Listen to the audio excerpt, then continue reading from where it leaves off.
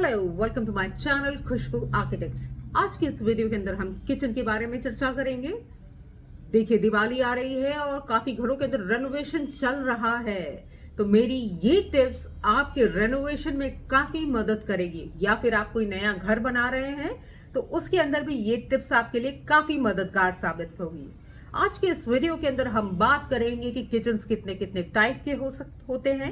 आप उनके अकॉर्डिंग अपने किचन डिजाइन कर सकते हैं। हमें किचन के अंदर कौन सा मटेरियल यूज करना चाहिए, हमें कॉर्नर्स को किस तरह से यूज करना चाहिए, किचन मॉड्यूलर या सेमी मॉड्यूलर दोनों में से कौन सा किचन बेहतर होता है, हम अभी ट्रेंड में 2023 के अंदर कौन कौन से मटेरियल्स चल रहे हैं जिनका हम अपने किचन के अंदर यूज कर सकते हैं, और उनके बजट के बारे में भी आज हम बात करेंगे कि हम एक महंगे से महंगे किचन को किस तरह से बजट फ्रेंडली बना सकते हैं। तो आइए शुरू करते हैं आज का वीडियो।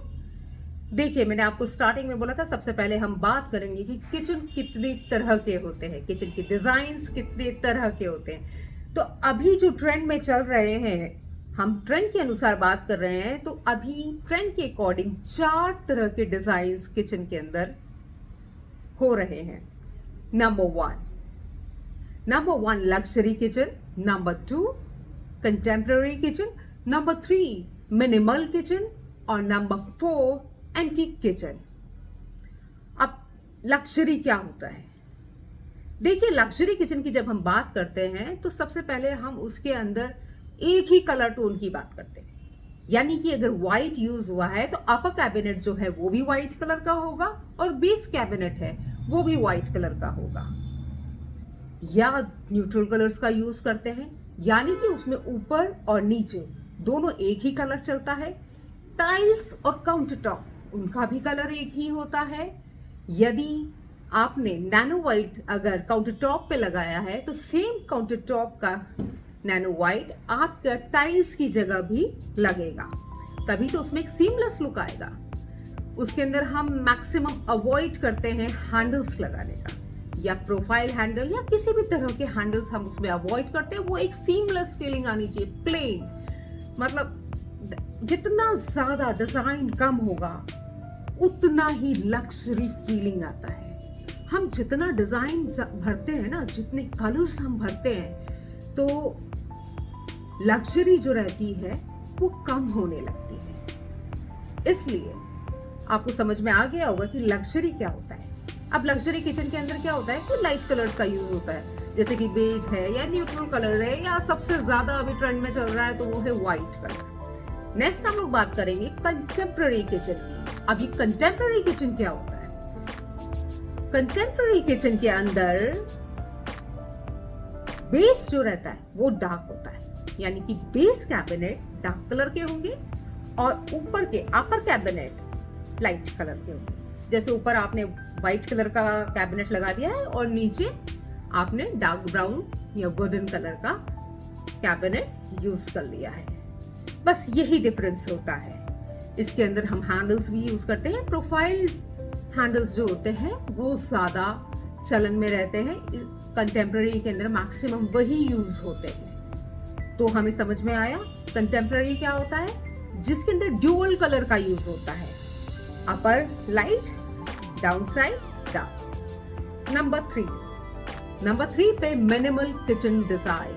अब ये मिनिमल किचन डिजाइन क्या होता है? देखिए, मिनिमम से मिनिमम डिजाइन का यूज और कुछ ऐसे चुनिंदा कलर्स का यूज जो नॉर्मली लोग नहीं करते हैं, वही होता है मिनिमल डिजाइन।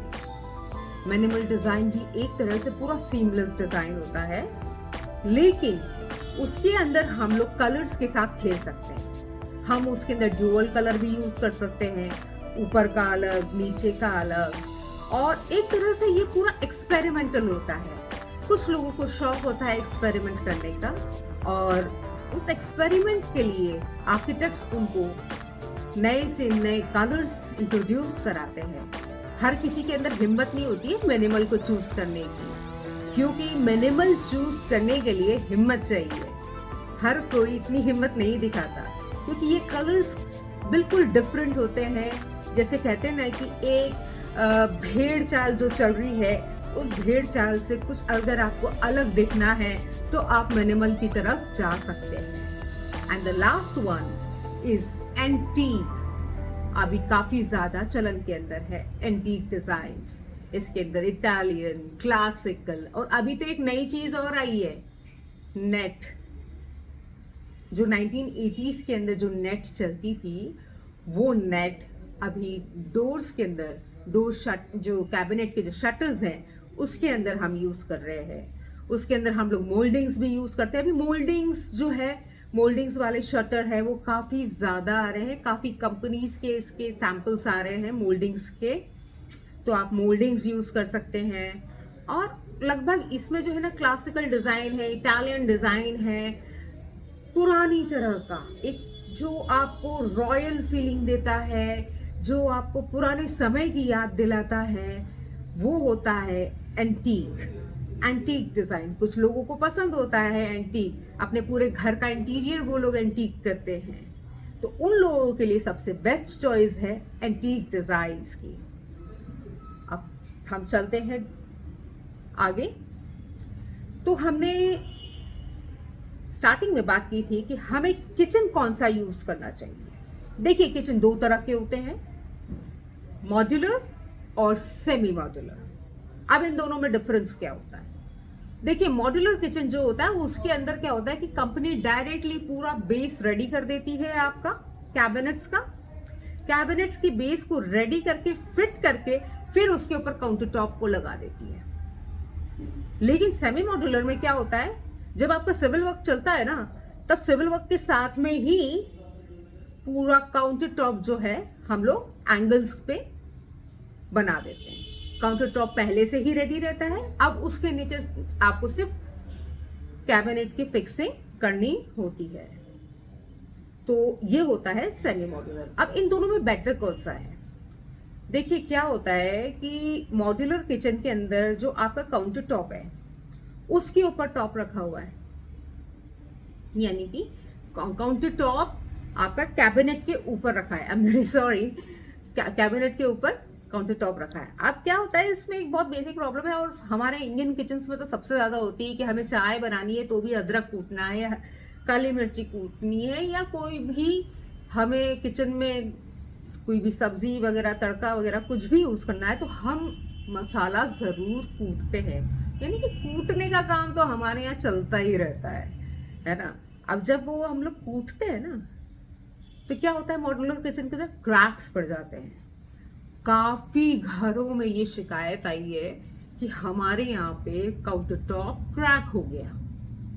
लेकिन ये प्रॉब्लम आपकी सेमी मॉड्यूलर के अंदर नहीं आएगी, क्योंकि उसके अंदर तो बेस आपने पहले ही बना दिया ना, तो आपका बेस ऑलरेडी बहुत स्ट्रांग है, और उसके बाद उसके अंदर हमने कैबिनेट को फिक्स किया है। तो मेरी राय माने तो आप हमेशा सेमी मॉड्यूलर की तरफ ही जाएं, अपने घर का किचन सेमी मॉड्यूलर ही बनाएं। नेक्स्ट हम लोग बात करेंगे कि हमें इसका बेस मटेरियल क्या यूज करना चाहिए। देखिए, सबसे पहली बात तो आप पार्टिकल बोर्ड यूज ना करें। पार्टिकल बोर्ड बिल्कुल गलत चॉइस है एक किचन डिजाइन के लिए।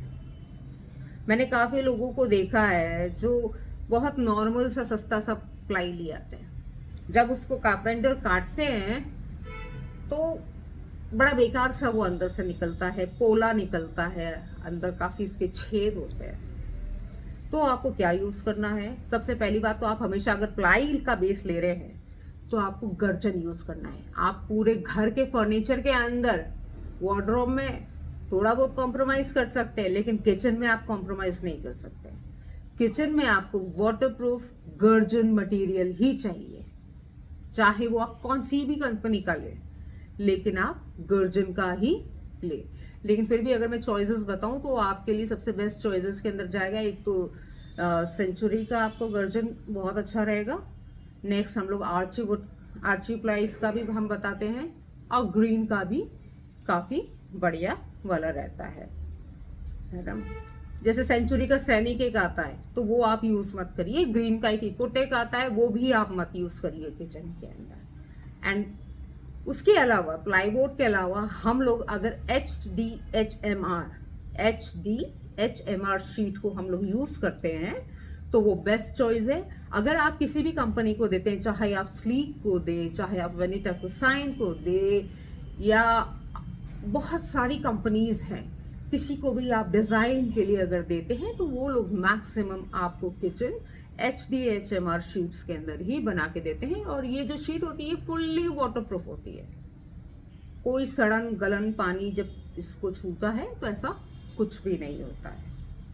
अब इसके बाद हम बात करेंगे कॉर्नर्स की। जब भी आप किचन कॉर्नर की बात आएगी, आपको जब आप शोरूम पे देखने जाएंगे तो आपको एक से एक कॉर्नर्स आपको दिखाई दे, आपका मन ललचा भी जाएगा उन कॉर्नर्स को देख के। पर मेरी राय माने उनमें से एक भी कॉर्नर मत यूज करना। वो आपको राउंड कॉर्नर दिखाएंगे, स्लाइड कॉर्नर दिखाएंगे, फ्लिप कॉर्नर दिखाएंगे, लेकिन प्लीज डोंट चूज। क्या होता है कि एक तो सबसे पहली बात है, कितना ही अच्छी कंपनी का कॉर्नर हो, एक तो उसके अंदर बैलेंस हमेशा बिगड़ता है। और फिर हमारा किचन इंडियन किचन है, हम इतना सामान रखते हैं, इतना सामान रखते हैं कि जिसकी कोई सीमा ही नहीं रहती। तो जब हम इतने भारी भारी डिब्बे रखते हैं, हम सोचते हैं यार कि हमने ये बनवाया है और ये पूरा पूरा इतना सारा सामान उसमें भर भर के हम रख देंगे। अब कहीं हमने भारी रख दिया, कहीं हमने थोड़ा सा लाइट रख दिया, तो वो जो है डिसबैलेंस हो जाता है। तो वो बहुत प्रॉब्लम क्रिएट करता है। जब वो डिसबैलेंस होते हैं ना, बहुत ज्यादा प्रॉब्लमेटिक रहते हैं। और दूसरा पता है क्या, जब हम सफाई करते हैं ना, तो उन कॉर्नर्स के कारण हम उस कॉर्नर की सफाई नहीं कर पाते, वहां पे काफी धूल इकट्ठी हो जाती है, जो बड़ा बुरा सा लगता है। तो मेरी राय माने तो कॉर्नर्स को सिंपल रखें, एक सिंपल कैबिनेट की तरह उसे यूज करें। अगर आप सिंपल कैबिनेट की तरह आप उसको यूज करेंगे ना, तो उसके अंदर काफी आप ऐसा अनवांटेड सामान हमारे किचन में होता है जो रेगुलर यूज नहीं होता। क्योंकि जैसे कि हम बाटी का ओवन हुआ, हम रेगुलर यूज नहीं करते, रोज बाटी नहीं खाते। इस तरह के जो यूटेंसिल्स होते हैं हम उनको अंदर दबा के रख सकते हैं, और जब बाहर निकालेंगे तो सफाई इजीली हो जाएगी। लेकिन अगर आपने कॉर्नर लगा लिया तो भले ही आप कॉर्नर का सामान पूरा बाहर निकाल दे, लेकिन उस कॉर्नर को बाहर कैसे निकालेंगे, सफाई नहीं होगी, है ना। तो आपको कॉर्नर की इन बातों का ध्यान रखना होगा। अब लास्ट हम लोग एक और चीज के बारे में बात करेंगे कि सबसे पहले जब भी आप किचन डिजाइन करते हैं ना, तो एक लिस्ट बनाइए कि, और सबसे पहले ये सोचिए कि आप किचन को यूज कैसे करती हैं। पता है क्या है, जब भी कोई लेडी किचन के अंदर काम करती है ना, तो उसका हाथ जमा हुआ होता है हर चीजों को, उसे मालूम होती है। अगर उसको नींद में भी आप खड़ा कर दोगे ना, उसको मालूम है कि ये चीज कहाँ रखी है, ये चीज कहाँ रखी है, सब चीजें उसे मालूम है। जब आप रेनोवेट करोगे तब भी आपको वो चीजें वही चाहिएगी। तो जब भी आप किसी से भी किचन को डिजाइन करवाएं तो साथ में बैठे, और ये चीज आप ही को डिसाइड करनी है कि आपकी कौन सी चीज कहाँ पे रहेगी। और आपको एक ये लिस्ट भी बनानी है कि आपको कौन कौन से गैजेट्स को किचन के अंदर रखना है। अगर आपने ये लिस्ट पहले नहीं बनाई तो बाद में आपको पछताना पड़ेगा, क्योंकि इस गैजेट की तो मैंने जगह ही नहीं रखी। क्या आपको देखिए, जरूरी की चीजों के अंदर एक मिक्सर तो रहेगा ही सही, माइक्रोवेव भी रहता है। क्या आपका मन है एयर फ्रायर खरीदने का, तो आपको एयर फ्रायर भी की भी जगह रखनी पड़ेगी, कॉफी मशीन की भी जगह रखनी पड़ेगी। ये आपके ऊपर डिपेंड है कि आपको कौन कौन से गैजेट्स को अपने घर के अंदर लेके आना है। तो आपको पहले से ही ये सुनिश्चित करना है कि इन गैजेट्स को हम लोग कहाँ रखेंगे, क्योंकि बाद में क्या होता है कि सिर्फ कॉम्प्रोमाइज होता है और किचन बड़ा मैसी दिखता है, दिख जाता है कि हमने इसे जबरदस्ती यहाँ पे घुसा रखा है। या फिर हम एयर फ्रायर बाद में हमारी इच्छा हो गई, हम लेके आ गए, तो हम क्या कर रहे हैं, पहले पिन निकाला मिक्सर का, मिक्सर को साइड में खिसकाया, और फिर हमने क्या रखा, एयर फ्रायर, उसको यूज किया। तो इससे तो बेहतर यही है ना कि पहले से अगर जगह सुनिश्चित होगी तो ज्यादा बेटर रहेगा, काम करने में भी इजी रहेगा। देखिए, उसके बाद हम बात करते हैं ब्रेकफास्ट काउंटर भी। मेरे ख्याल से हर घर में एक ब्रेकफास्ट काउंटर तो होना ही चाहिए, क्योंकि ये किचन की जान होती है। अगर आपका किचन छोटा है तो कहीं न कैसे भी एक डिजाइनर को बोल के आप कोशिश कर सकती है उसे अरेंज करने की। अभी वैसे भी इतने सारे फंक्शनल और ब्यूटीफुल मॉड्यूलर्स सेक्शंस आ गए हैं मार्केट के अंदर, जिनको आप एज अ ब्रेकफास्ट टेबल बना सकते हैं। देखिए, ये भी मैं जानती हूँ कि ब्रेकफास्ट टेबल जो रहती है, ब्रेकफास्ट काउंटर जो रहता है, वो थोड़ा सा बड़े किचन के अंदर बनता है, लेकिन हम कोशिश करके छोटे किचन के अंदर भी डिजाइन कर सकते हैं, जैसे आप इस वीडियो के अंदर देख सकते हैं। इसके बाद हम लोग बात करेंगे कि अभी आप किचन के अंदर और कौन कौन सी चीजों को लगा सकते हैं। हाँ, एक सबसे इंपॉर्टेंट बात यह है कि आप अपनी हाइट का ध्यान रखें। जब भी आप किचन बनवाए ना, अपनी हाइट के अकॉर्डिंग ही आपको प्लेटफॉर्म डिजाइन करवाना है। आपको दूसरों के अकॉर्डिंग नहीं चलना। कोई लेडी बहुत लंबी है, कोई छोटी है, कोई मीडियम है, आपको अपने हाइट के अकॉर्डिंग ही आपका प्लेटफॉर्म अपने आर्किटेक्ट से डिजाइन करवाना है।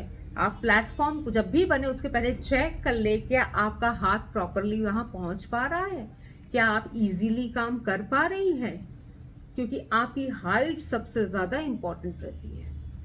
यदि आपका हाथ ऊपर तक नहीं पहुंच पाता है तो आपको बाइफोल्ड सिस्टम जो है आप उसको यूज कर सकते हैं, या आप हाइड्रोलिक का फ्लिप ऑन स्टे यूज कर सकते हैं।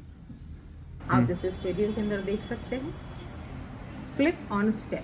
फ्लिप ऑन स्टे का जो हिंजेस रहते हैं वो आपको 7,500 के अंदर एक सेट आपको इजीली मिल जाएगा। फिर हम लोग जैसे कि बाइफोल्ड सिस्टम है, बाइफोल्ड सिस्टम जितना भी है आपका, वो आपको 11,500 रुपये तक का पड़ जाएगा। अभी ये जो मैं बता रही हूँ ये आपको लारंता कंपनी के बारे में बता रही हूँ। लारंता का जैसे मैंने आपको बताया कि बाइफोल्ड सिस्टम जो है वो 11,500 का आपको पड़ जाएगा। बाइफोल्ड बहुत इजी रहता है, इस तरह से ऊपर हो जाता है और आप इस वीडियो के अंदर देख सकते हैं। और हाइड्रोलिक सिस्टम के अंदर जो आपका कैबिनेट है वो ऊपर स्टे रहता है, और जब तक आपको सामान की जरूरत है तब तक वो ऊपर ही रहता है। तो इसका प्राइस मैंने आपको बताया 7,500। ये लारंता कंपनी के हैं। अगर आप हैफले या हेटेक इनमें से किसी चीज़ को आप सिलेक्ट करते हैं, या ब्लम भी एक बहुत अच्छी कंपनी है, तो आप मान के चलिए 4,000 का डिफरेंस आएगा इन हिंजेस के अंदर। यानी कि लारंता का अगर हाइड्रोलिक सिस्टम जो है फ्लिप ऑन स्टे है, अगर वो 7,500 का है तो वो आपको 11,500 से 12,000 का हैफले का मिल जाएगा। तो ये जो है ये डिफरेंस आपको पड़ जाएगा। उसके बाद हम लोग जो है पुल डाउन भी हम ले सकते हैं। पुल डाउन एक बहुत ही बेहतरीन ऑप्शन है उन लोगों के लिए जिनकी हाइट बहुत कम है। तो जिनकी हाइट बहुत कम है, प्लीज वो अपने घर के अंदर पुल डाउन सिस्टम जरूर लगवाएं। और जो पुल डाउन सिस्टम है ये हमको 33,000 रुपीज के आसपास पड़ेगा 1 मीटर। अगर हम लोग इसको जिस 3 फीट का अगर हम सिस्टम लेते हैं पूरा पुल डाउन सिस्टम, तो ये हमको 33,000 का पड़ेगा। और अगर यही चीज हम लोग अगर 2 फीट के अंदर लेते हैं तो ये हमको 29,000 का पड़ेगा। बहुत ज्यादा डिफरेंस नहीं है। आप अपने किचन के डिजाइन अपने स्पेस के अकॉर्डिंग इसको चूज कर सकते हैं। और उसके बाद जो किचन की जान होती है वो है पैंट्री। अगर आपके पास स्टोरेज की स्पेस नहीं है आपके घर के अंदर, या आपने अलग से कोई स्टोर अपने किचन के लिए नहीं बना रखा है, तो आप पैंट्री को जरूर सिलेक्ट करें। देखिए, पैंट्री हम लोग काफी तरीकों से बना सकते हैं। अगर आपका बजट अच्छा है तो आप जो है पुल आउट पैंट्री आप ले सकते हैं। जो पुल आउट पैंट्री है वो जो 6 फीट की हाइट की, उसका जो प्राइस आएगा वो लारंता कंपनी का बता रही हूँ, दैट वुड बी अराउंड 40,000, 40,000 का। मैंने आपको बताया कि कि इसमें 4,000 तक का डिफरेंस आता है एक अच्छी कंपनी के अंदर जाने के लिए। अगर आप हैफले या हेटेक का लेते हैं तो आप मान के चलिए कि वो 44,000 के अराउंड आपको वो पेंट्री पड़ेगी जो है। और उसके बाद वो ही पेंट्री पुल आउट हमने लिया है।